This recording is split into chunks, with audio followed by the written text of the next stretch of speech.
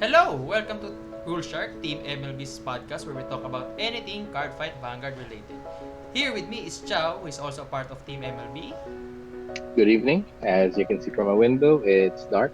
And we have our guest, Sherwin, who is also a Vanguard veteran and is considering playing the new standard format, Overdress. In today's episode, we will be discussing whether an old or a new player should play the new standard format Vanguard Overdress. So, for you guys, what do you think about Overdress and its difference from V and premium formats? Well, I have to say that Bushroad did improve a lot when they created Overdress, especially with the creation of the ride line. Compared back then to V and Premium, you have to be like really lucky to draw out the cards you need just so that you could have like the perfect play. So, how about you, Sherwin? Like, what can you tell about your insights for the new mechanics in Overdress? I think they generally made it so that while maintaining the whole RNG element of the game, they made it so that less, it's less unjust for you to lose, specifically when it comes to your rides. And it's, with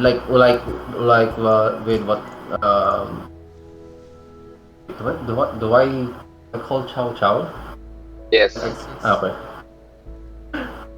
Yeah. So like with what Chow said. So it made at least the basic of things. It made the game healthier. Yeah, of course. Like back then, um, back then you have to like get a specific. You need like a specific grade 1 or grade 2 so that you could actually do your plays properly. Yes. Right now with the creation of the ride line, it's like every game that you play, you always get that grade 1 and grade 2 that you really need to go through your plays. Yes. Like you can just focus on the creation of your main deck and not bother with thinking, hey, what should I ride?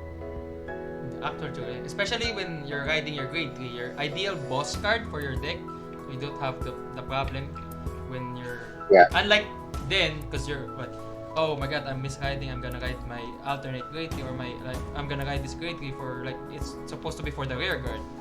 And so... Yeah.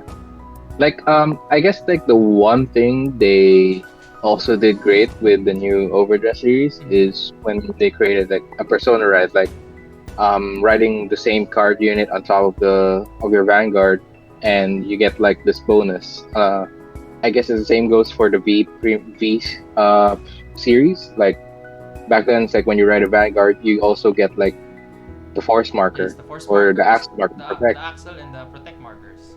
Yeah.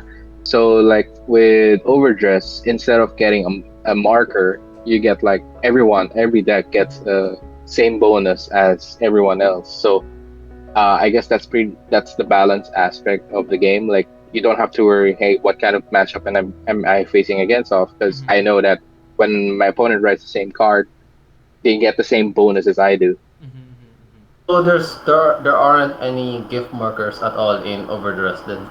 Yes. Yes, There aren't there aren't. no Yeah. markers in Overdress are removed in today's standard format.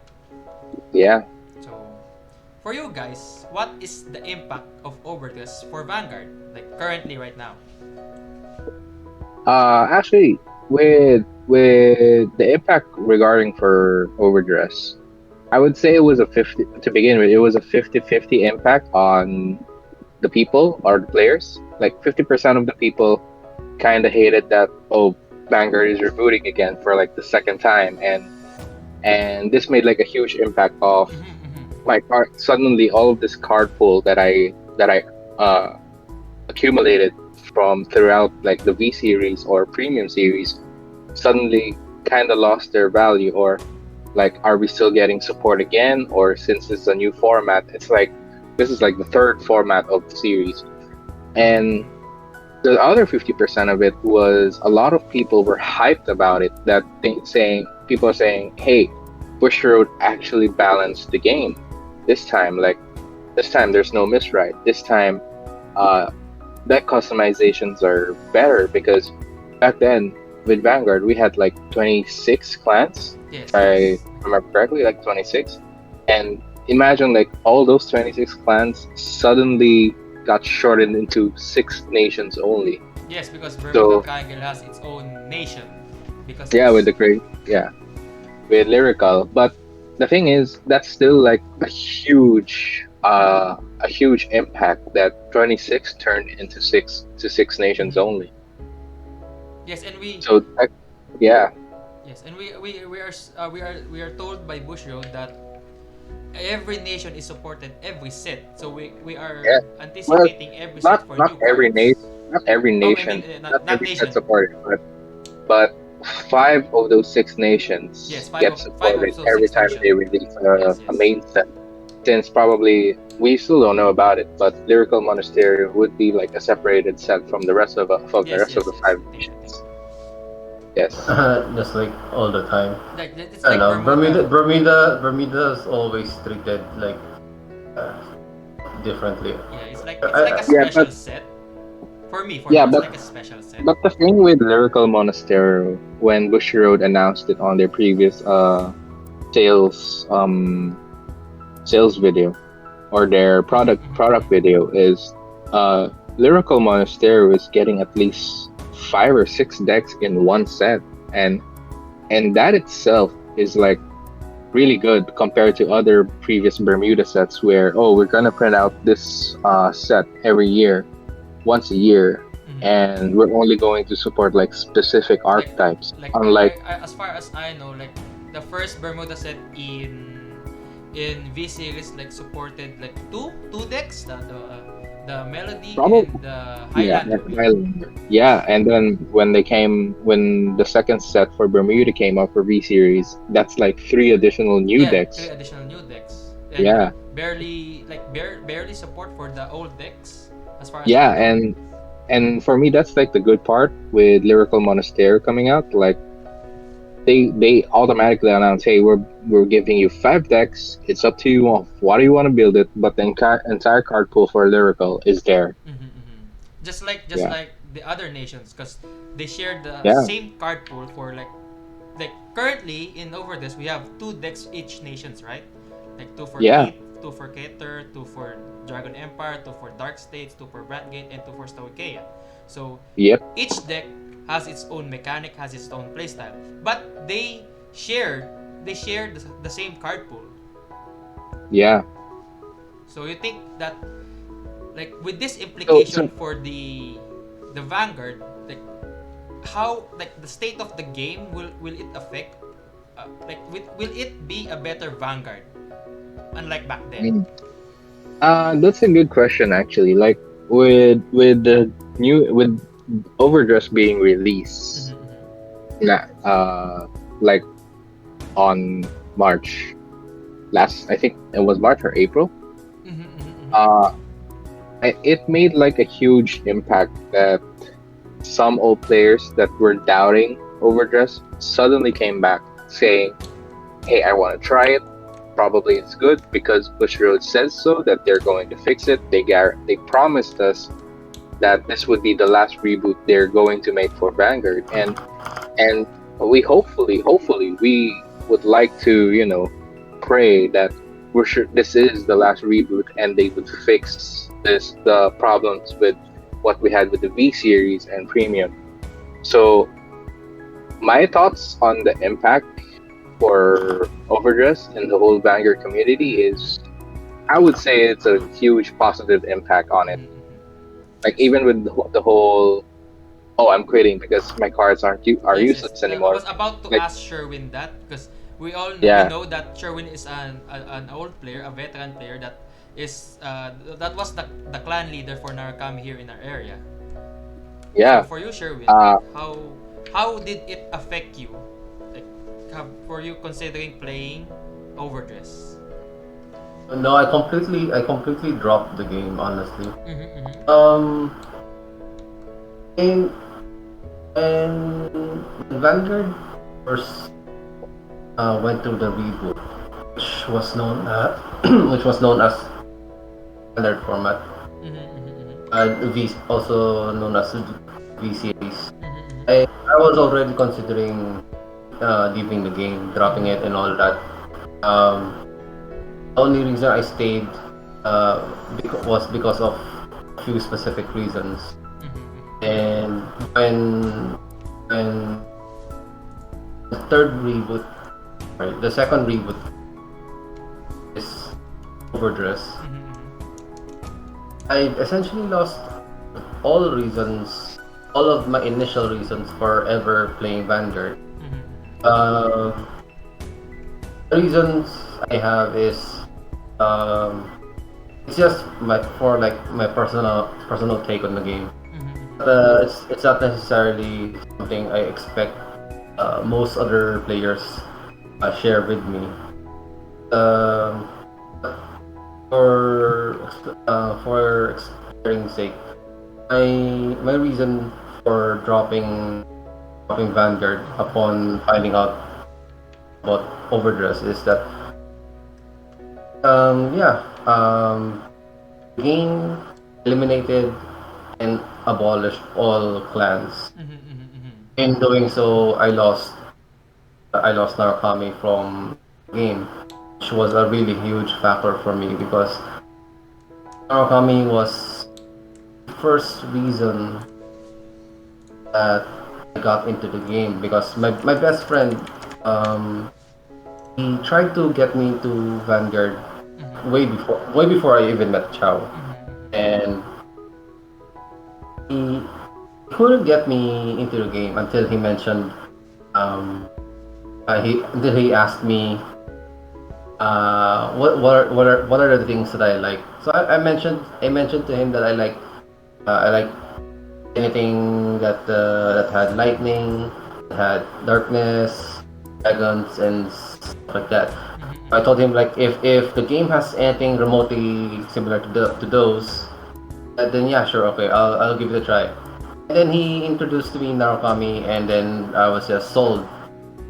So that was my first reason. The second reason being how the game rewards the abilities of each cards. Comparing the wordings that Vanguard had in the original format, the old one, to wordings that they use in the era. V era felt much more sloppy than the old format. I'm not sure if you guys would agree to that, but to me it felt more sloppy because whenever I would read skill or ability from an old card in the original format, it felt very specific, very very concrete. Like you cannot misinterpret, not possibly misinterpret the card unless, and I'm sorry for this, but unless you're an idiot. Yeah, Now, I mean that's the thing with Vanguard. Like some of the effect, almost all the 26 clans have different types of playstyles. Like Narukami, they usually revolve around removing, like binding your opponent's cards or retiring your opponent's cards. Like that was the whole Narukami concept to begin with, and that's what made Narukami unique. Like I agree that sure Overdress doesn't have that sense of uniqueness, unlike when we had the 26 clans. But like the good part about Overdress is, sure, like the whole Dragon Empire used to have 5 clans, Yes, if I clans. remember. Yeah, and imagine that those 5 clans got put together into only one nation, which is Dragon Empire. And the good part about it is they didn't left out any single detail that does not represent each of those 5 Yes, clans. yes, Like yes. when you look at the first set, just the first set of Vanguard Overdress, you would see like Kagero units, flame dragons coming out, Tachikaze's dinosaurs, like you would see those like the desert gunners from Narukami. You would see those in Overdress in uh Overdress. Overdress. Like even the boss unit for or the best support I would say for Overdress right now is Irina Valiente, and when Mm-hmm. you look at it, it kind of resembles like a Narukami version of Mm-hmm, Chrono Jet mm-hmm, Dragon, mm-hmm, which is like for me that at least it wasn't a letdown that Bushiro did not forget that hey, this one nation used to be five clans, and we mm-hmm. want to put all those five clans into one nation and show the people that hey, they're all still existing. We Yes, just put yes. them all together. Like I guess that was a thing back then with Vanguard with the clan with the 26 clans. It kind of made the story that all clans were fighting. They weren't in one nation. They weren't supporting each other. There were just 26 nations battling out to see who's like the best Mm-hmm, or the mm-hmm, best. mm-hmm. And with the nation system that Bushiro created, it's like now sure there's no 26 clans anymore, but Mm-hmm. the nations are helping them each other to fight against other nations, which is great. Like imagine seeing a flame dragon and a thunder dragon suddenly helping each other out just to beat like a royal paladin, shadow paladin boss unit. Um, that's a very honestly the concept of that is it's admittedly appealing Mm-hmm. even for me. But I did I did hear that in Overdress deck building isn't as diverse as that. At Mm-hmm. least as I was told, like it's very. I was told that it's quite restrictive, that it's very heavy archetype dependent. So, um, like you said, there are currently two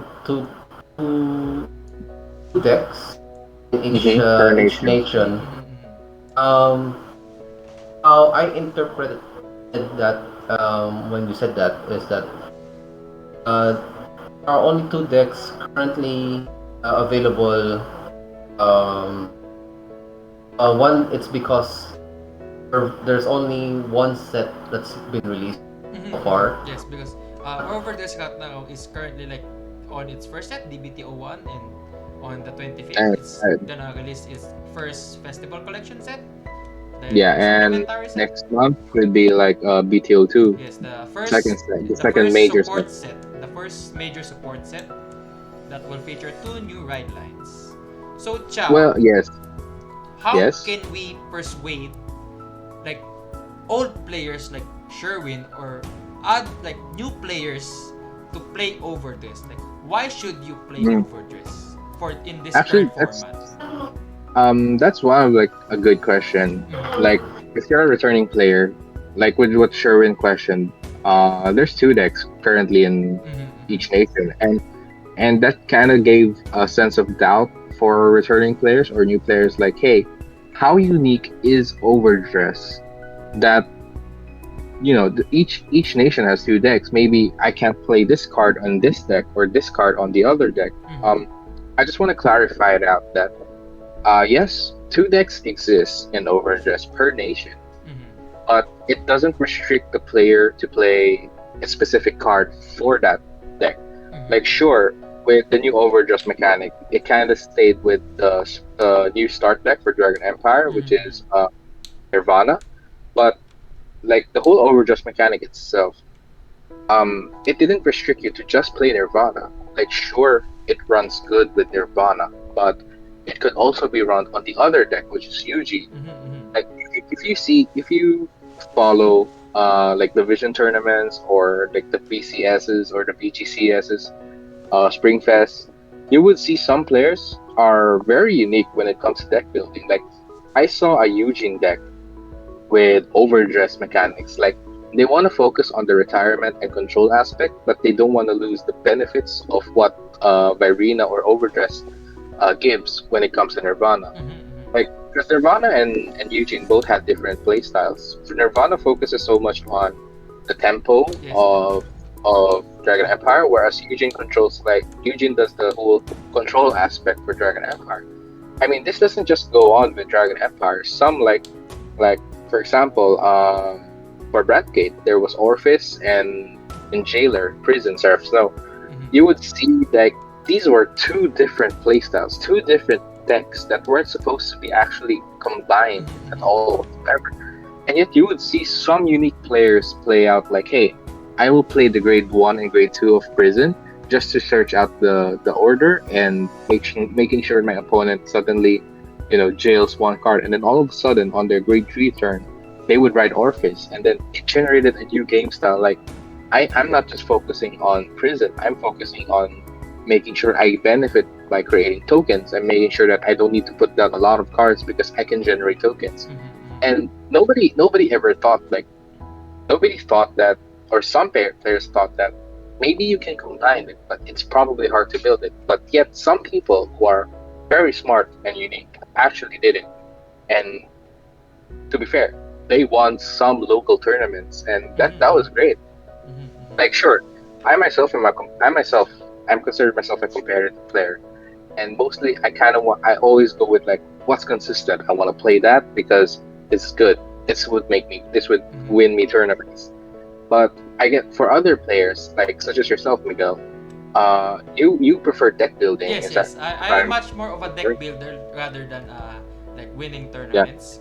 I didn't say that I am not a competitive player, but I like building decks. So like now I am using Stoicheia as my main nation for this standard format, and currently I have both decks, Magnolia and what's it called? Zorga.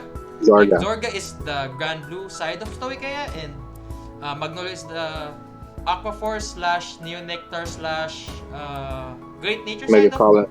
Yeah, Great Great Nature. Nature side of Stoicheia, because they share the same nation.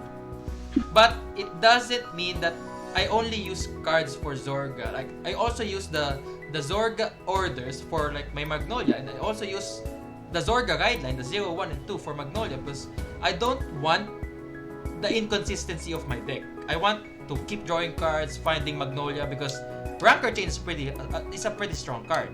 On turn 1, you can pretty much draw 2 cards. So in Magnolia, you just need to find another copy to just set up your board. Then your gas is going, your deck is going. So Yeah, deck building that's right now is, for me, it's not restricted.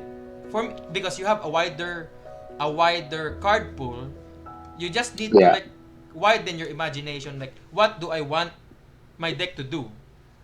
Then okay, now yeah, you want what cards I and have right now. and that's the thing with Vanguard. Like in Sherwin's case, he's been playing Vanguard since Premium or G era, and and for someone who is from G or V era, going to Overdress, it kind of switched up a bit. Like, not just a bit, actually, like a lot. Like back then, I'm pretty sure Sherwin, you've been praying like, hey, I want Narukami support. I want specific cards for this Narukami support that I need to make my deck consistent. And then suddenly Bushiroad all of a sudden gives you Narukami support that you don't even need. And for me, I play DP. I'm an avid DP player. Like, anything DP, I'd buy it. And for me, not getting a specific DP card that I want or need for my deck to increase its playability, it kind of gives it kind of turns me off in a bit. Like, sometimes I wish I have some Nova Grappler cards that I can put on my DP deck, kind of like that. And I guess that's a good part about the nation system for Overdress. Like, you can have like Nova Grappler cards on a DP specific playstyle, and you're still playing the same card pool. And not just that, your staples for all your decks on that nation can be transferred to any deck you need to build on that nation as well. Like let's say Boba Mine. Boba Mine is like a great example of a very stable card for Bradgate. Even for Like, premium. even for premium, like you can slap Boba Mine in any deck you need for Bradgate or any premium deck, and it would still run consistently because it's a staple card. And that's the good part. Like, it's not restricted to any clan at all. It's just as long as you play this nation, you can play Boba Mine. Mm-hmm. So for you, Sherwin, like, do you have any questions for like regarding Overdress's mechanics and whatnot? Mm. um, so one thing that I kind of noticed. Okay, so before I get to that, um, so you guys mentioned that in your guys's opinion, Mm-hmm. deck building isn't as restrictive as I was initially told. Mm-hmm. So just how um type heavy or reliant is Overdress's deck building then. Mm-hmm. Because that was the main argument given to me as to why it's restrictive. Mm-hmm. Because if that's the case, I can't really how flexible it is when it comes to mixing anything that seems Kagero like with Chikazi like. If say they are very archetype dependent.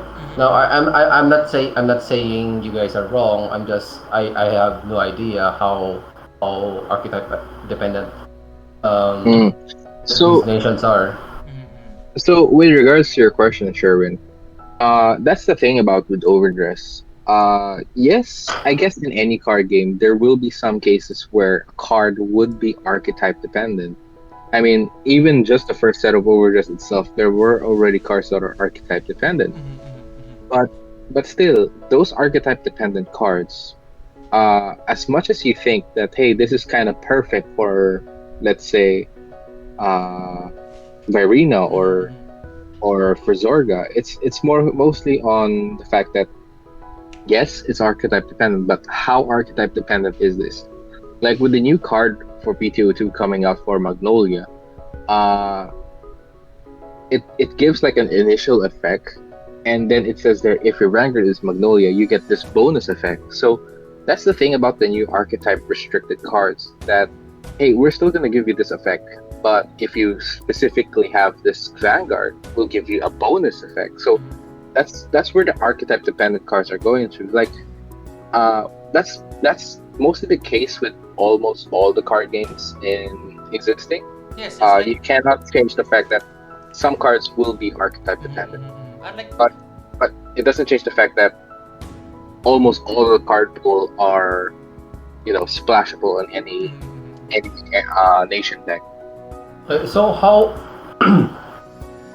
you okay? So previously in both the original and the V era format, when a card is archetype dependent, the moment you use it outside of the necessary archetype it belongs to, the card is absolutely Useless. unusable. Yes. You Yeah. can't use it at all. Now you say that in Overdress, it's not the case. That it has at least one usable ability, even if it's outside of its Yes. respective archetype. So the question is, how usable or viable is this the initial skills tend to be? So Mm. this Actually, that's concerns. well, for me, like as a deck builder, I can answer that question. It depends on how you will build your deck. As I said, you, when building your deck, you need to have a certain goal that you want to achieve. Like, let's just focus on like the two Stoicheia decks, Magnolia and Zorga. Zorga has a lot of support cards that revives or like calls units from the drop zone and gives plus power. And Magnolia loves to have the board presence because it's an aggro deck. But the thing is with Magnolia, like currently all the cards in the current set are all on placed effects.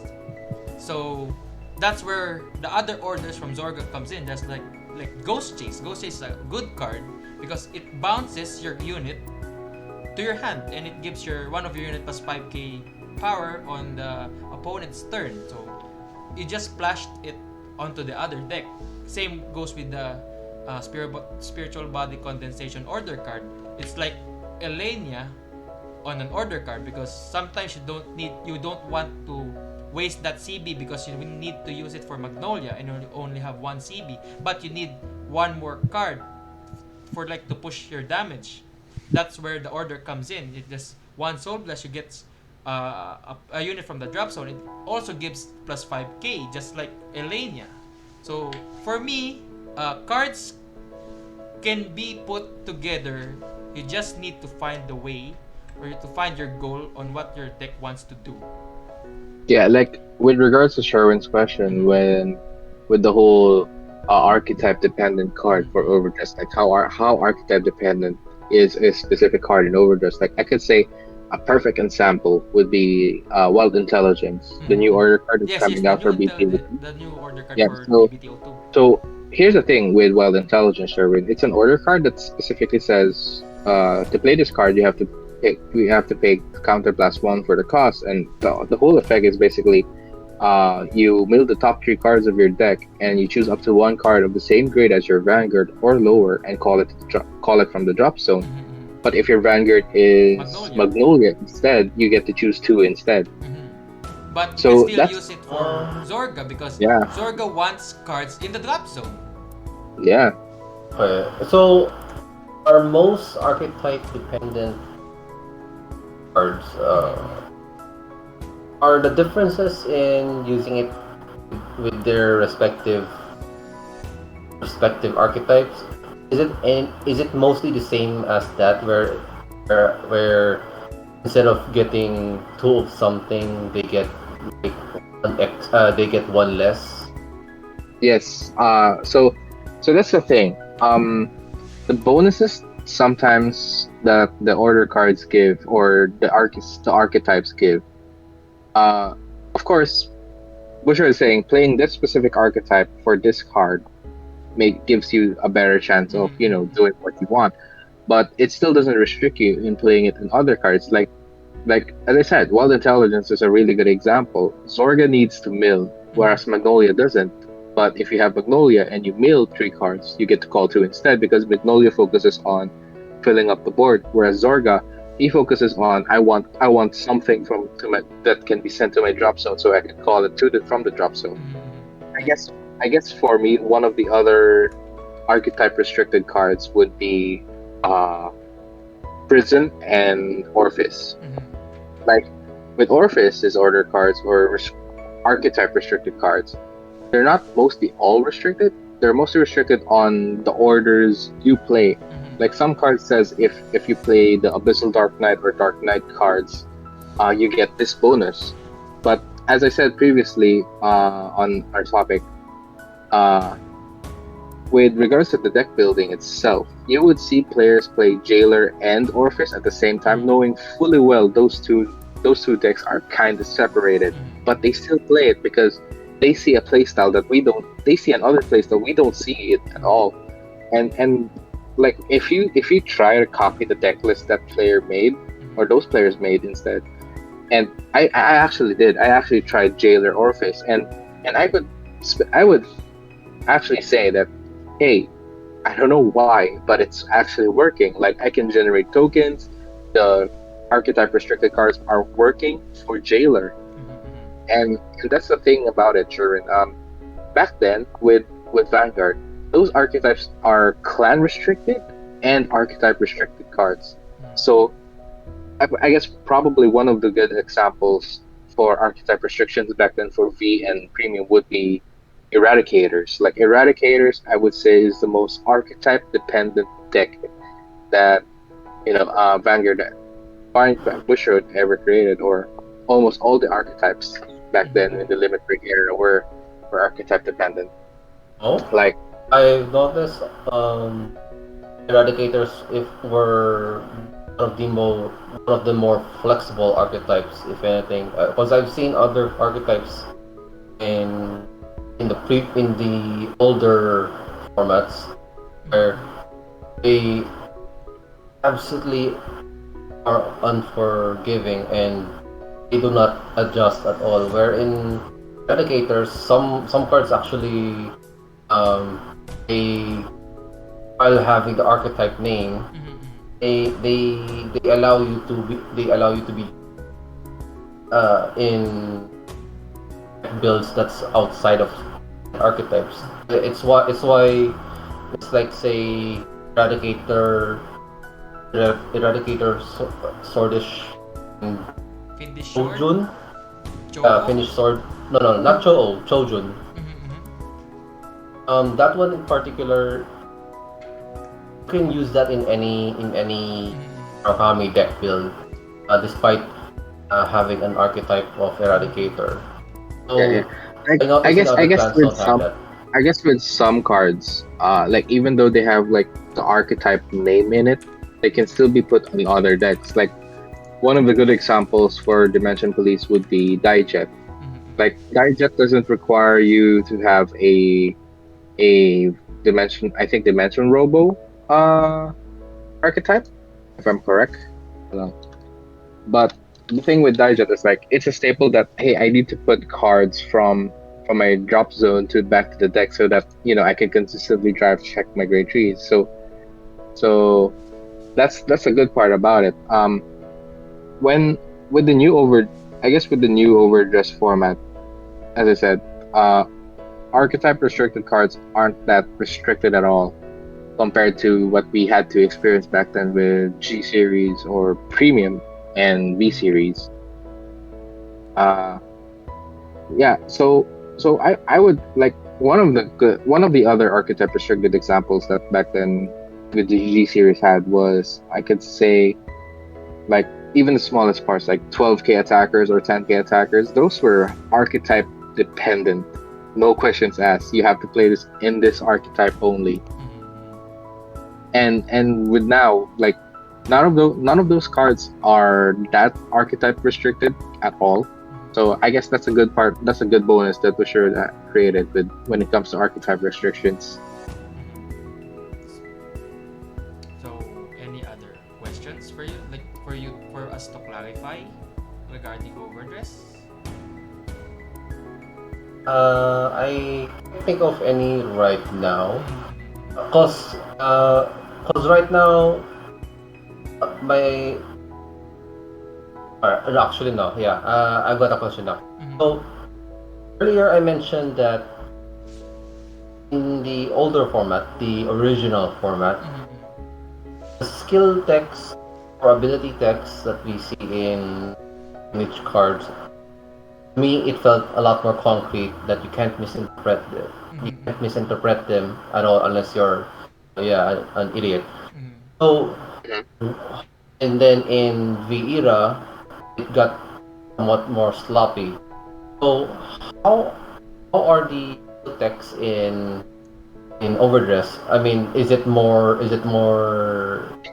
V era or is it more OG?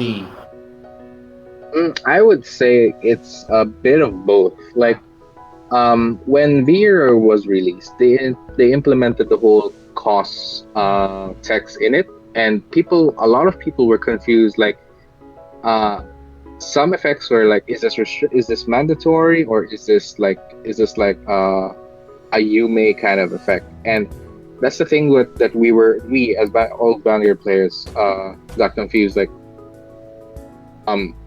how complex is the detail that the card is pertaining to, and we had to like search, like go through the rule book and study like what is cost. Is this a mandatory effect? Is this a Yume effect? And I guess that's the thing with all card games. Like sometimes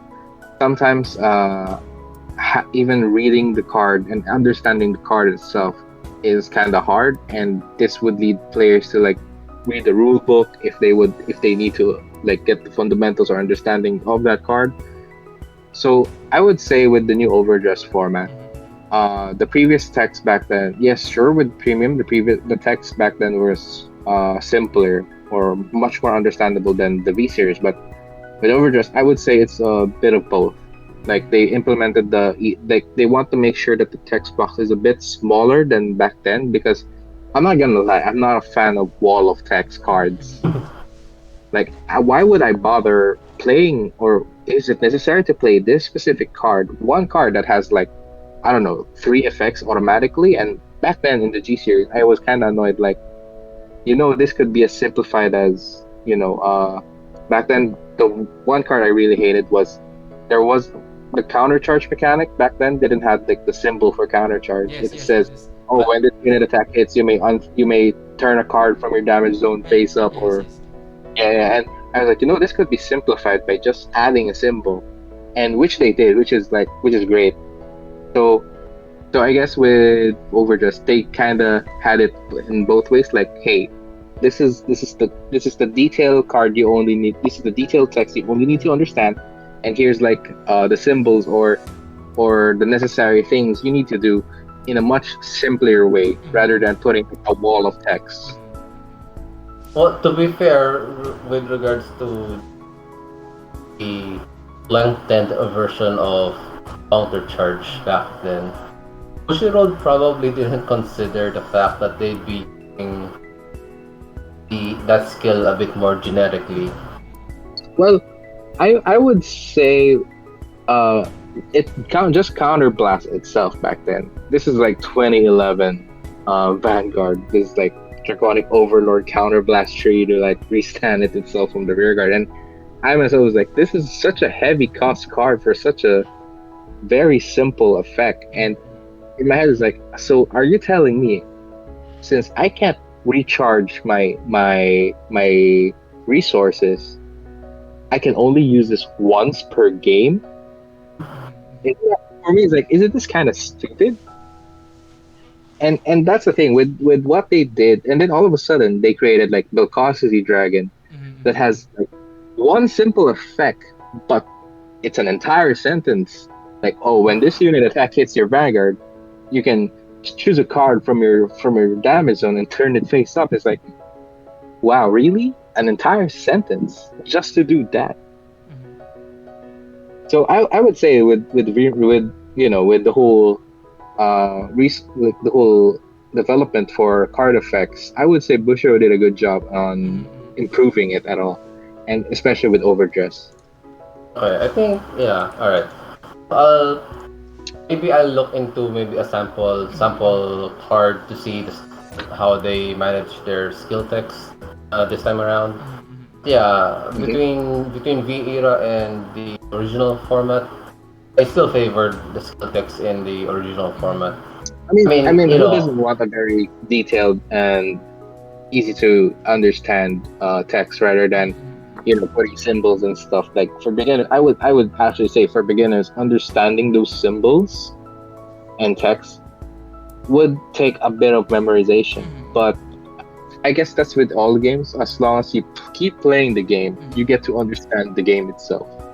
Like Vanguard is such a diverse game where when you meet other people and you don't understand an effect, you can always just ask, "Hey, what does this do? Can you explain it to me?" And it doesn't take a computer science engineer to understand how Vanguard works. Actually, you just need to understand how it plays out, how the game works. And that's with all the card games. You don't need to you don't need like this complex thing. Like, I don't need to code anything. I don't need to like read a giant textbook just to understand how this game mechanic works. Like, I don't need to read an entire strategy guide on how to play Vanguard. I just need to understand how it works. I just need to understand what my deck goal is going through, what my deck wants to go through, what my playstyle wants to go through, and poof, there it is. You're playing Vanguard already. From the sound of it, I think most, if not all, of my concerns that prevented me from giving Overdress a shot, I think it's mostly addressed because I'm not sure if I listed everything earlier, but what made me drop the game was that my clan is essentially gone. That's Mm. one. Uh, um, when new format was introduced, I immediately expected that the skill text formatting wording would have changed again, just like in V era. But to be fair, that was an unfair unfair Yeah, assumption it on my end. It's an Mm-hmm. unfair assumption on my end because I don't even know how they word their skills Mm-hmm. is. And um yeah, when I heard about the posted restrictive deck building, uh that most those mostly put me off, and that my reasons just my two remaining reasons for playing Vanguard to begin with this year. But right now, with the explanations that you've given me, Mm-hmm. being a deck builder, much like Miguel is, Mm-hmm. than over over a over a competitive. Uh, well, I am a competitive player. It's just that I don't necessarily participate in too many tournaments because I found it pointless because I don't need additional packs anymore. Mm-hmm. Yeah. So as I was saying, as a deck builder, because I really do enjoy building, be it it be it in card games, building a hero in a particular game, or say building a chair. I enjoy building. So as a deck builder, the whole idea where various various traits, Mm-hmm. specialties of a clan, though there though clans are already involved in Vanguard right now. The idea of getting to mix and match them in with other clans archetypes or other archetypes. decks. It's very enticing for me. Mm-hmm. Plus, Yeah, and like I just want to add up like the other good part of overdress is uh one of the problems, or I should say like one of the problems back then with Vanguard is because there were 26 clans. If you plan to make what like two clans, you have to buy those two staple cards for each clan, yeah, and yeah, yeah. I yeah, realized that as well earlier. Like the like perfect that's a good guards, part the So with perfect overdress. guards. Yeah, with perfect guards, with triggers, with probably like as I said, the staples. If they're all in one nation, you can just slap that Dragon Empire PG into any Dragon Empire deck you want, and poof, there it is. You have your Dragon Empire deck completed. So that's the good part about overdress. Like it's cost efficient, I guess. You don't have to spend a lot of money, and if you do want to build like other decks, you just have to buy the ride line itself because technically all the staples you have are already in your deck. You just need to buy like those specific cards you need to build the deck you want, and which is very cost efficient. So before we end this episode, I would like to ask you, Sherwin, will you return to Vanguard playing this standard format, Overdress? I might, if someone sponsors me a deck. Well, I don't know. I I would might. like to say, with as a part of Team MLB, our team itself dedicates to supporting returning and new players. And We're trying to build a if you're asking community. for like, yeah, if you're asking like, hey, I don't before I try this before buying any cards, I would like to try this deck, and you can just tell us out, and we'll send you a deck right away if you want to. Because But technically, our team has all the decks right now, which is very funny. but well, I'm open to giving it a shot because the idea of deck building is it's getting to me again. So maybe, yeah. This discussion has been helpful.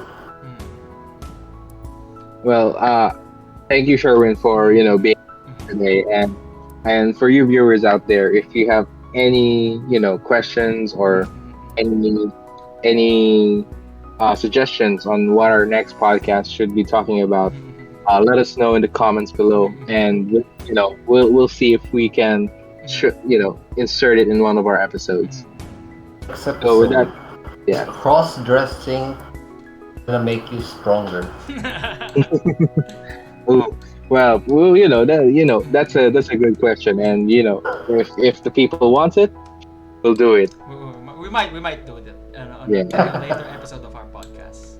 So with that, Sherwin, thank you very much for being our guest Thank you. today, Alright? and see you again in any tournaments that that you pop up to. All right. Alright. Well, now that was a good discussion, right, Chow? So do you think Yeah, it Sherwin will certainly return was. to Vanguard?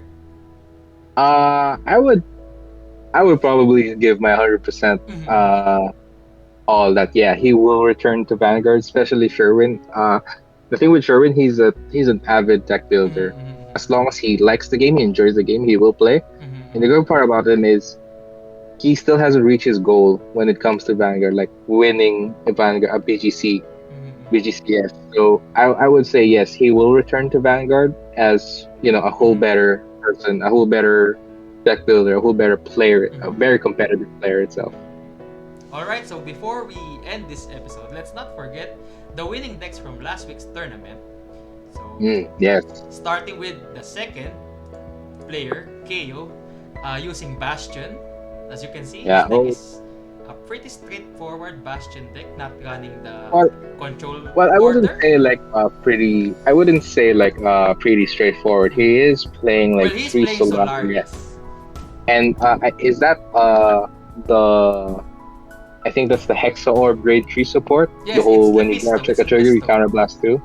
Yes. Yeah, Lepisto. So I would say this is probably a very explosive deck. Like I've been facing against KO like a lot of times already, and this deck when he was playing this tournament, I was really surprised at what happened. So I would say like this is a unique deck. I could see the playstyle to it, but of course a bit of tweaking would be better as well. It doesn't run the control order like other Yeah. people use for control. Yeah, you could see like KO's playstyle. He wants to be aggressive. So now for the first deck list, it's Chu Chow. How did you Oh win? yeah. How did you Well, win? actually, that's very surprising for me. Actually, like I had like a very hard battle with KO. I was like, this is kind of like a bad matchup for me because playing as Orphis, I have so much. I would say there are dead cards when it comes to drawing out the orders. So I would say that I really got lucky when I was fighting KO. I actually pulled off a critical and an overtrigger before KO could even finish or do his next turn. So I won by punching him with 4 Yeah, damage. punching him with 4 damage. That was a pretty hype moment back like last week. Yeah, actually, Yeah. like the fight only lasted like 8 minutes. Yeah, it was The like only 8 reason minutes. why it lasted 8 minutes is because I had to think, what am I gonna do? Then poof, there it is. I won. Well, now that's something you don't see every day. So with that, we're gonna end today's episode of Rule Shark. Thanks for. Thanks for watching. So if anyone has a comment or suggestion, leave it in the comments suggestion box below. Please don't forget to like, subscribe, hit that notification bell, punch it if you want to. And we'll see you in the next episode. Of Rule Shark. Bye bye.